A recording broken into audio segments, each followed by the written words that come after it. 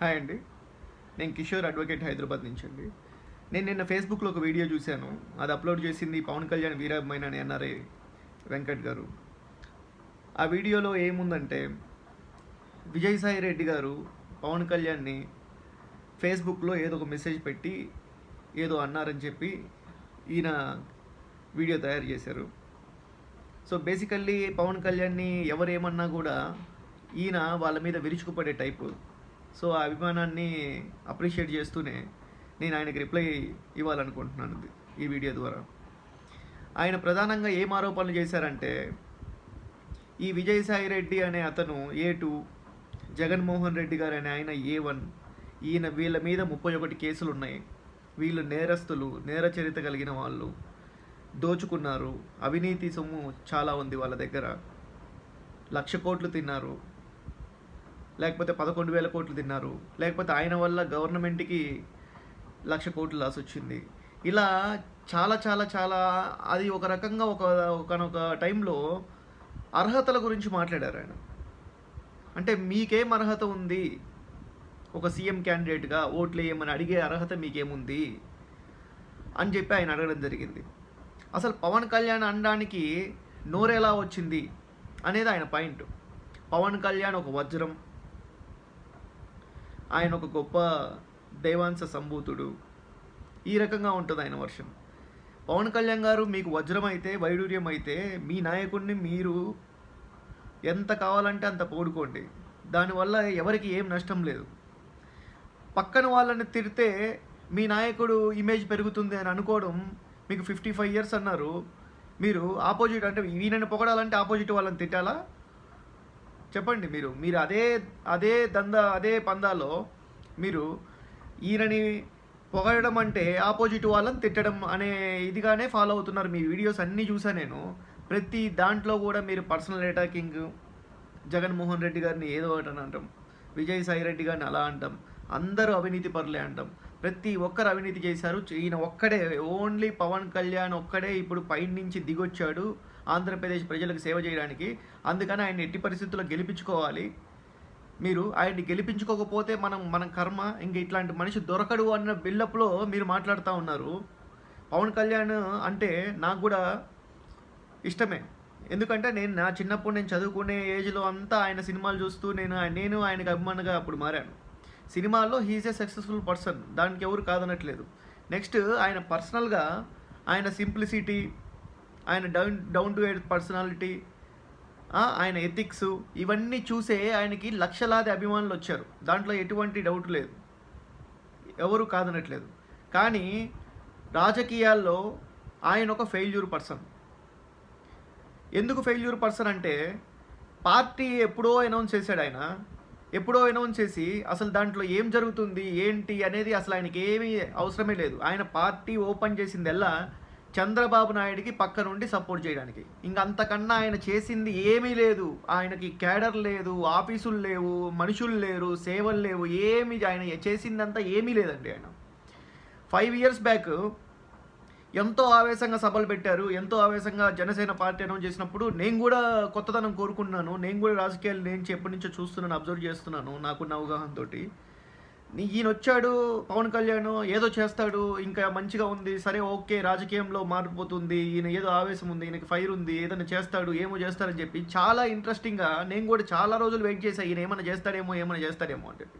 చివరికి ఏం చేశారంటే, చంద్రబాబు నాయుడికి అమ్ముడు పోయి ఆయన దగ్గర ఒక 1,000 కోట్లు 2,000 కోట్లు ఎంత తీసుకున్నాడు. ఇంక ఇప్పుడు అంతా ఇంత అని మీలాగా నేను 1,00,000 కోట్లు తిన్నాడు, 1,000 కోట్లు తిన్నాడు ఇలాంటి చెప్పలేను. కానీ ఆయన ఎంత తీసుకున్నారో ఎవరికి తెలియదు, నాకు తెలియకుండా నేనేం మాట్లాడిన దాని గురించి.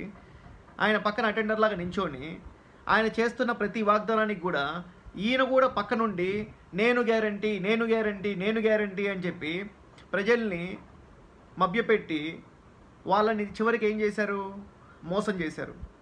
తిరుపతి సభలో మోదీ గారు పక్కన చంద్రబాబు పక్కన పవన్ కళ్యాణ్, వీళ్ళందరూ కూడా ఉండి ఏమన్నారు, 5 years కాదు ప్రత్యేక హోదా, 15 years కావాలి అని అన్నారు. మీరు అన్నారు కదా.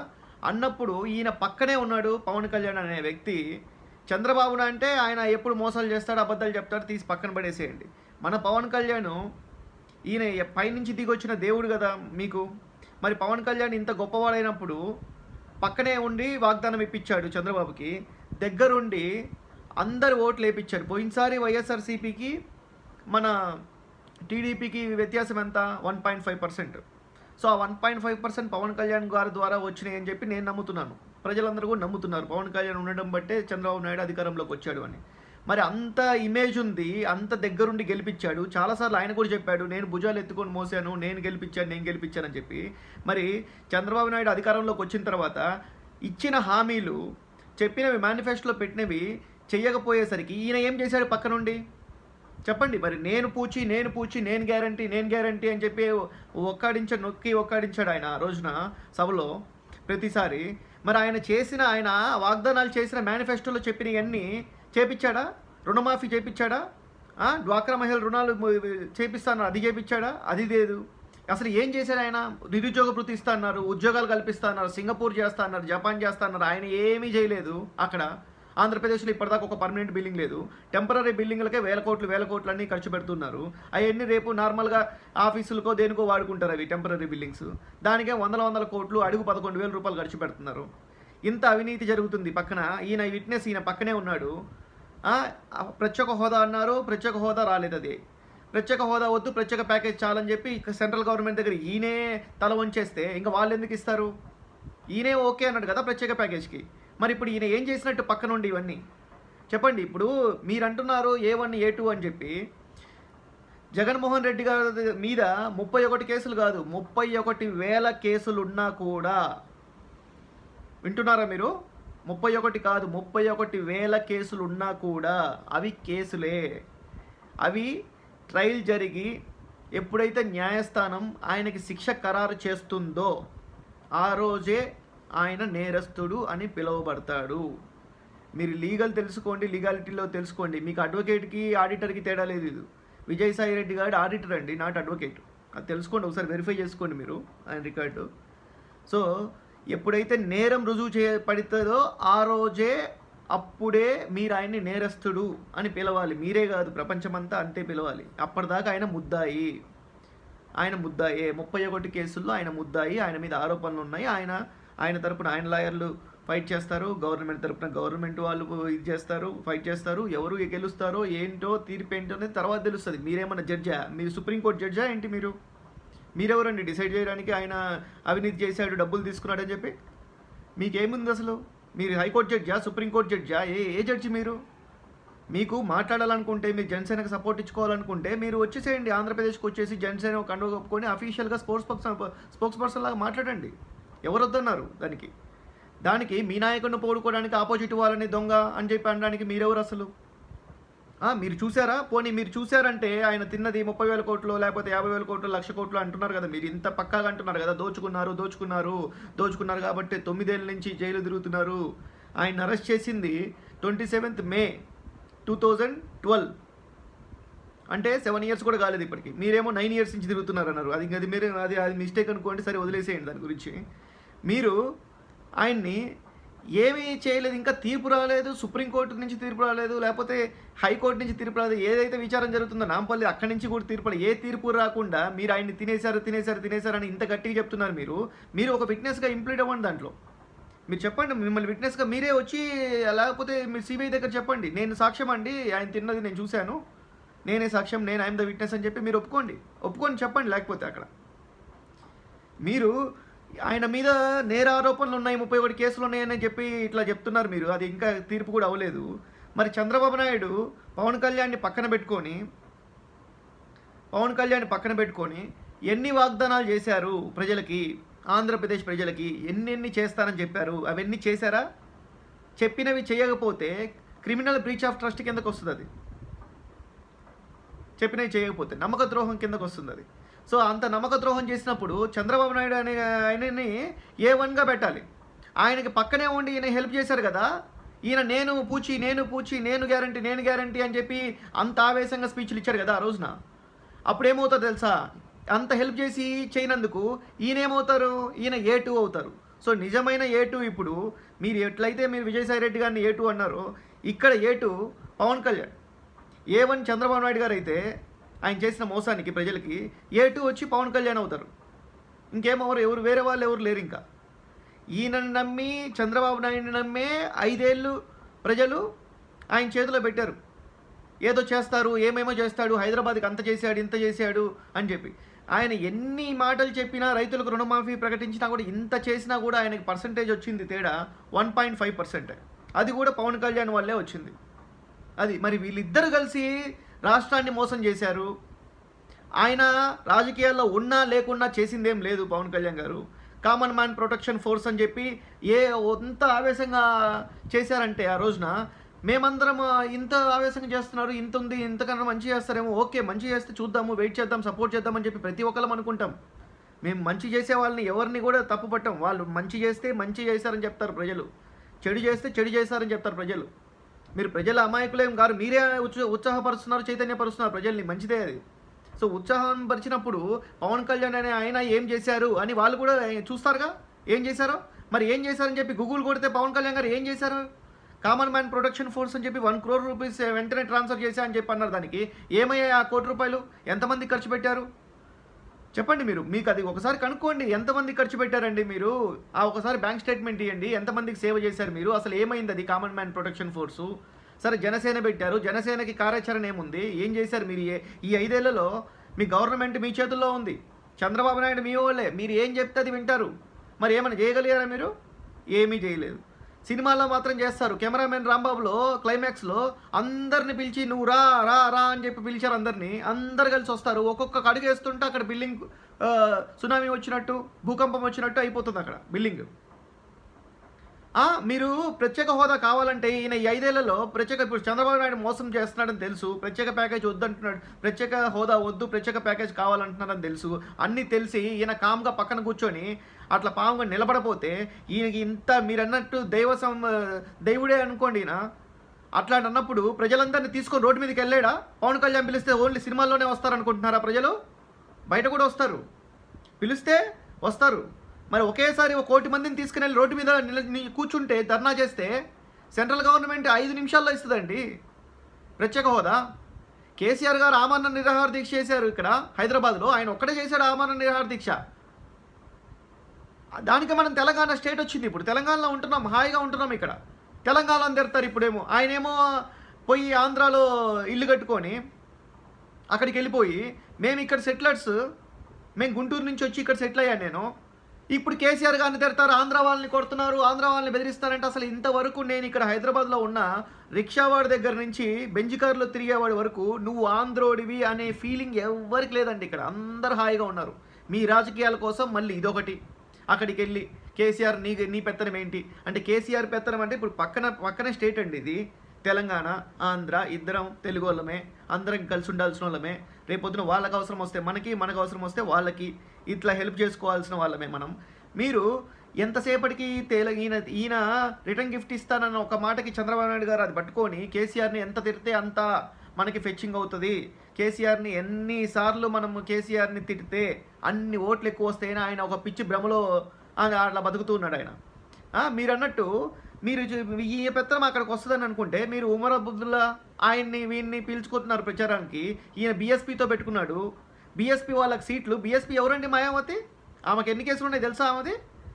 ఒక జేడీ లక్ష్మీనారాయణ అనే ఆయన్ని మీరు పక్కన చేర్చుకొని వెంటనే మళ్ళీ బీఎస్పీతో పొత్తు పెట్టుకుంటే, బీఎస్పీ ఎవరు? మాయావతి మీద ఎన్ని కేసులు ఉన్నాయండి ఆమె మీద? మీకు అవి తెలీదా? అవి పక్కకి రావా మీకు? పోనీ అది ఆమె వేరే స్టేట్ అని తెలీదా మీకు? అంటే ఆ స్టేట్ వాళ్ళని ఈయనకు సపోర్ట్ ఇస్తే మరి వాళ్ళు వచ్చి పెత్తనం చేయమని చెప్పా ఆంధ్ర వాళ్ళ మీద మీరు? లేకపోతే ఉమర్ అబ్దుల్లా గారిని పిలిస్తే ఆయన వచ్చి పెత్తనం చేయమని చెప్పా? లేకపోతే రాహుల్ గాంధీ గారికి మీరు సపోర్ట్ చేస్తే మరి ఆయన వచ్చి ఢిల్లీ నుంచి వచ్చి ఆంధ్ర వాళ్ళ మీద పెత్తనం చేయమని చెప్పా? అంటే మీకు పక్కన కేసీఆర్ గారు ఒక మాట సపోర్ట్ చేస్తాం, ప్రత్యేక హోదాకి మేము అనుకూలంగా మేము ఇస్తామంటే మీరు ఆయనకు పనికిరాదు మీకు.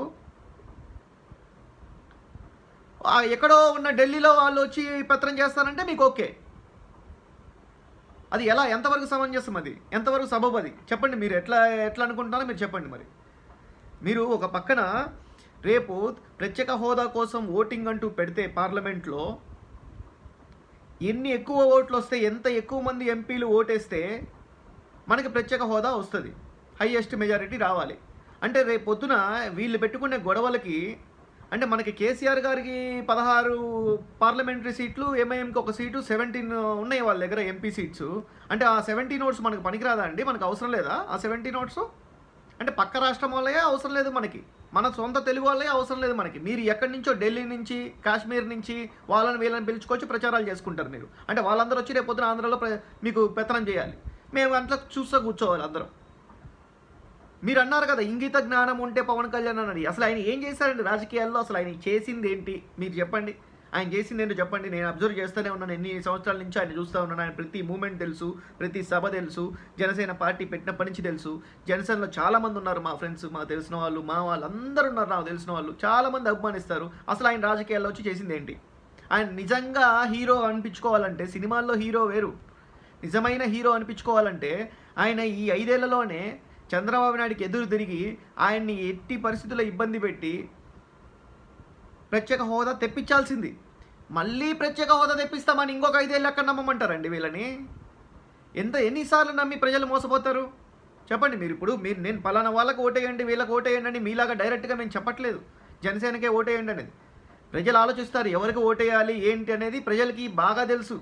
ఇంతకుముందులాగా అమాయకులేం లేరు ప్రజలు. ఈ 5 ఏళ్లలో ప్రజలు కూడా కొంచెం సంపాదించారు నాలెడ్జ్ అనేది. సో వాళ్ళకి తెలుసు ఎవరికి వేయాలి, ఏమేయాలి, ఎవరేం మాటలు చెప్పారు, ఏం మాటలు చెప్పి ఏం చేశారు. పవన్ కళ్యాణ్ ఏం చెప్పాడు స్టేజ్ మీద, ఇప్పుడేం మాట్లాడుతున్నాడు ఆయన, ఇన్ని రోజులు ఏం చేశాడు, 5 ఏళ్ళు ఏం చేయకుండా. ఇవన్నీ ప్రజలు కూడా ఆలోచిస్తారు, ఎవరికి ఓటేయాలో వాళ్ళకి ఓటేస్తారు. మీరు ఇంకొకసారి జగన్ గారిని కానీ లేకపోతే వైఎస్ఆర్సీపీ వాళ్ళని కానీ మీరు ఎవరైనా ఏమన్నా అనాలనుకుంటే మీరు విత్ ప్రూఫ్స్ లేదా సబ్జెక్ట్ పరంగా ఏమన్నా మీ దగ్గర నాలెడ్జ్ ఉంటే మీరు మాట్లాడండి.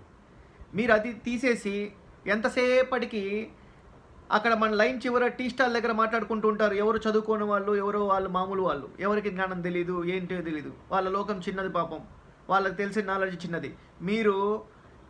మీరే చెప్తున్నారు నేను కష్టపడి, నేను పూర్ ఫ్యామిలీలో పుట్టినా, అక్కడికి వెళ్ళాను, అక్కడి నుంచి వెళ్ళి ఎన్ఆర్ఐలోకి వెళ్ళి నేను అక్కడ సాఫ్ట్వేర్ ఇంజనీర్ అయినా. మీరు ఇంత చదువుకున్నారు, మరి మీ జ్ఞానం ఏమైందండి? మీరు కూడా అందరిలాగా మాట్లాడుతున్నారేంటి? ఆయన తిన్నారు, ఈయన తిన్నారని ప్రూవ్ అవ్వనండి. కోర్టులో నుంచి ప్రూవ్ అవుతే అప్పుడు మేము కూడా ఓకే నిజంగానే తిన్నాడు, ఇదిగో ప్రూవ్ అయింది అని చెప్పొచ్చు. ఆయన వేలో ఆయనకి ఇంకా అప్పీల్స్ ఉంటాయి. నెక్స్ట్ కోర్టుకి వెళ్ళొచ్చు ఆయన. లాస్ట్ అల్టిమేట్గా ఎపెక్స్ కోర్టు, సుప్రీంకోర్టు ఎప్పుడైతే చెప్తుందో ఈయన నేరస్తుడని, ఆ రోజే ఆయన నేరస్తుడు, ఆ రోజే ఆయన శిక్ష అనుభవిస్తాడు.